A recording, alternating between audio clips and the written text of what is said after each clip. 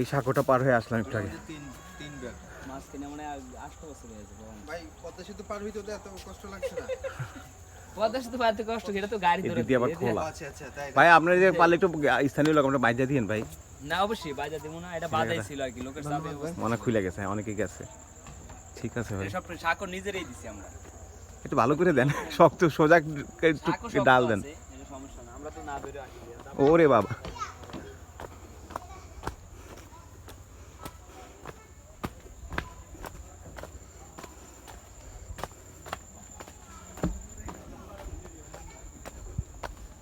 MIMO MIMO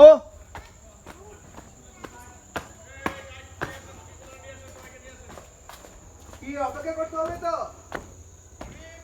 একটু অপেক্ষা করেন। ওমা এ কি?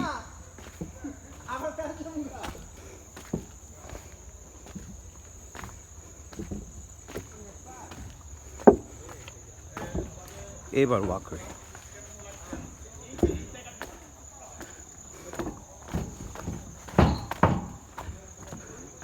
সুন্দরবনে যারা গেছে, সুন্দরবনে একটা ফ্লেভার আছে এখানে।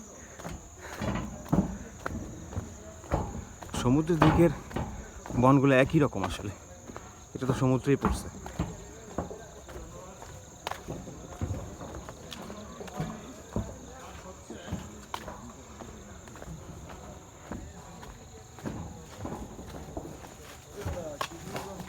দেখি বাঘের পায়ের ছাপ দেখা যাচ্ছে। রানবি ভাত রানবি তো কি সমস্যা হচ্ছে কোনো? সুন্দর করে দিয়ে নিয়েছে সামনে, এই অবস্থা, যদি আমাদের কোনো অসুবিধা নাই। কি ব্যাপার? কারো কি জানা লা? খাল গেছে একটা পাশে দিয়ে, এই খালে কুমির আছে। মিঠা পানির কুমির যেরকম হয়।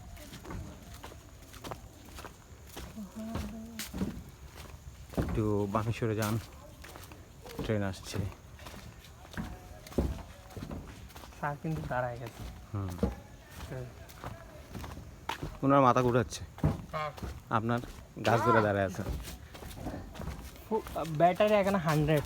শোনেন, যে আমরা চন্দ্রমোহনও গেছিল, যে ঝর্ণাতে আমরা গেছিলাম, তার মানে এই জায়গায় সবার পক্ষে সম্ভব না হতো। ঝর্ণাটার নাম বলেন। ওটা হচ্ছে বুড়ির নাক ঝর্ণার নাম, বুড়ির নাক।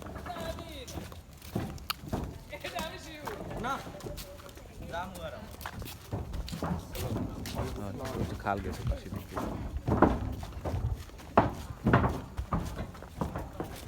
তাহলে বিশ্বাস হয়েছে।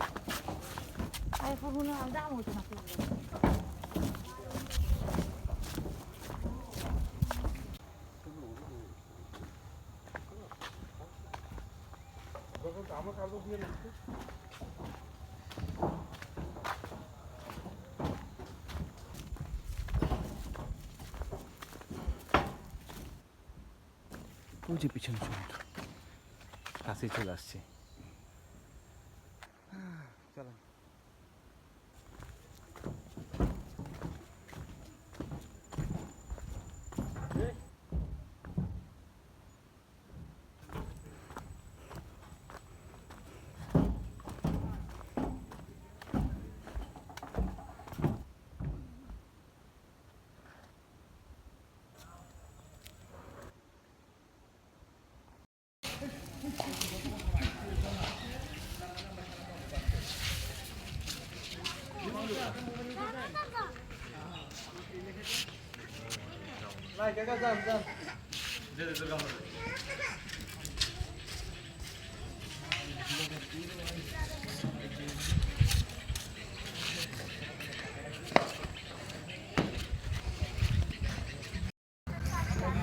ফুলের একটা ছবি নিতে পারেন।